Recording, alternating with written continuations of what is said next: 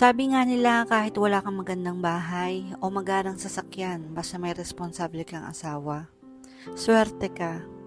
Yung ituturing kang reyna gaya ng pangako niya, yung hindi ka lang minamahal kundi nire-respeto pa.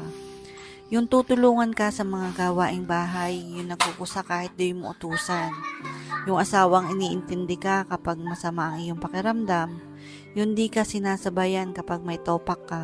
Yung mister na di ka pagsasalitaan na masasakit na salita kahit galit pa siya. Yung never kang pagbubuhatan ng kamay kahit anong mangyari. Yung lalaking ibibigay ang mga cravings mo. Lalaking inuuna ang pangailangan ng pamilya kaysa sa mga luho niya.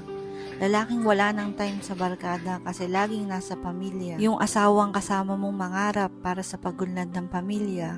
Hindi sila under, kundi responsableng mister.